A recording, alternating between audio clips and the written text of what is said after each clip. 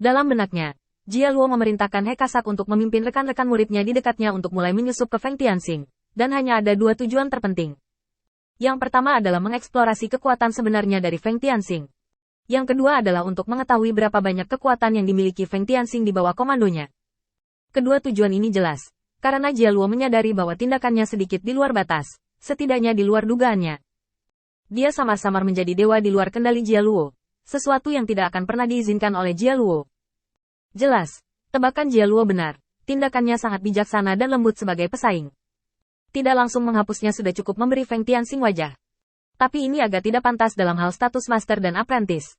Sejak Presiden Pasar Gelap diganti, Feng Tianxing tidak lagi menyukai Jia Luo. Jia Luo telah menjadi Kaisar Iblis, berikutnya yang harus dia urus, dan memimpin banyak jenderal dengan putri Kaisar Iblis adalah sesuatu yang tidak dapat dia terima. Jika Jia Luo diizinkan untuk mewujudkan visinya, dia akan mendapat dukungan dari hampir semua iblis kecuali kekuatan keluarga. Sekarang Feng Tianxing juga ingin memahami beberapa hal, tetapi masih perlu dikonfirmasi. Melonjak ke langit secara langsung, sampai ke kejauhan. Merobek ruang sepanjang jalan, Feng Tianxing segera datang ke kota yang dijaga oleh setan. Sungguh, melihat kota berbenteng ini dan para iblis yang menjaganya, Feng Tianxing segera mengerti. Alasan mengapa Jia Luo ingin mengajari murid-muridnya ibu kota untuk menetap adalah untuk langkah perebutan kekuasaan saat ini. Saya adalah salah satu dari banyak murid, memainkan peran andalan dalam lingkup kota utama masing-masing. Selama kekosongan masih menyerang, peluang promosi mereka tidak akan terhitung. Itu hanya tergantung pada apakah mereka dapat memanfaatkan peluang tersebut. Feng Tianxing melihat ke sekeliling yurisdiksi dan memastikan bahwa He Kasak memang telah menjaga kota utama dengan baik, tetapi kehilangan seperempat wilayah dan memelihara semua iblis yang tersisa. Kecuali untuk tidak berkembang keluar, semua yang dia lakukan mirip dengan apa yang dilakukan Feng Tianxing, memperluas kekuatannya dan meningkatkan pengaruhnya. Demikian pula, He Kasak juga menyelesaikan istana paksa, dan dia sekarang menjadi pengendali kota utama yang sebenarnya. Bisa dibayangkan selain He Kasak, ada murid Jia Luo lainnya yang juga ikut bertarung. Ketika Jia Luo membawa putri Kaisar Iblis untuk bertarung dan memusnahkan ancaman kosong ini dengan tangannya sendiri, dunia akan menjadi Jia Luo-nya.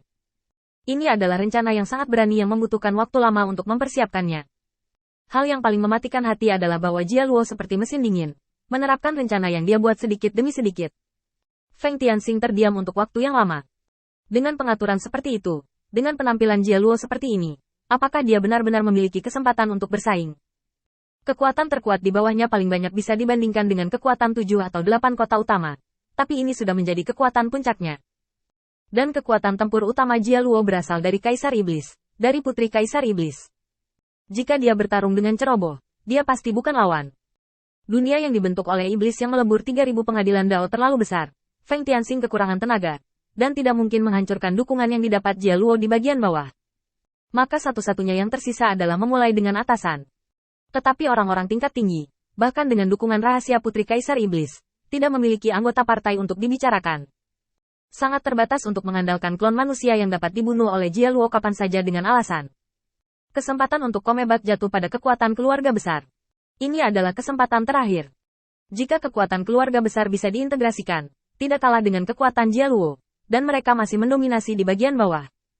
Selama mereka mematuhi perintah Feng Tianxing dan memberikan bantuan kepada iblis di bagian bawah tidak akan bisa. Yu sepenuhnya menjadi ladang rumah Galo. Sudah dekat untuk mengambil alih dan mencaplok keluarga ke. Setelah melihat persiapan Jia Luo, Feng Tianxing merasa lebih tertekan. Setelah dia memikirkannya jauh-jauh dan kembali ke tempat He Kasak tewas dalam pertempuran, Keke telah lama menunggu. Ada senyum bahagia di wajahnya, dan dia menyapa Feng Tianxing begitu dia melihat Feng Tianxing, seperti gadis kecil yang lengket. Tuan Feng, saya sudah cukup bersenang-senang, apa yang harus saya lakukan selanjutnya? Feng Tianxing langsung merobek ruang dan datang ke gua. Kedo tidak bisa lagi menggunakan kata sengsara untuk menggambarkannya saat ini. Kecuali permintaan Feng Tianxing untuk membuatnya lega, tidak ada tempat yang lengkap. Sambil menghela nafas, Feng Tianxing membuka telapak tangannya, dan aliran cahaya hijau mengalir ke tubuh Kedo, dan kemudian Feng Tianxing langsung mendorong kesadarannya sendiri ke dalam kesadaran Kedo. Keke, bagaimana menurutmu aku bisa mengubah memori agar Kedo bisa digunakan olehku? Keke tahu bahwa ini adalah kesempatan Feng Tianxing untuk menunjukkan penampilannya, dan itu juga merupakan hadiah untuknya. Beri dia karakter kejam dan pemukul, dan hanya aku yang tahu rahasia ini, dan dia juga bersikap seperti ini, hanya mengencingi lantai karena kegirangan. Feng Tianxing hampir memuntahkan seteguk darah. Keke benar-benar bermain terlalu mesum kali ini. Untungnya, dia memiliki banyak pengalaman. Badai macam apa yang belum dia lihat? Segera dia menjadi tenang, mengubah ingatan Kedo dengan santai, dan kemudian menyembuhkannya.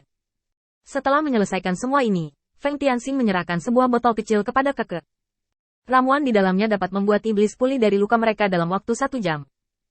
Jika Anda tidak memilikinya, datanglah kepada saya, dan jangan biarkan banyak hal terungkap.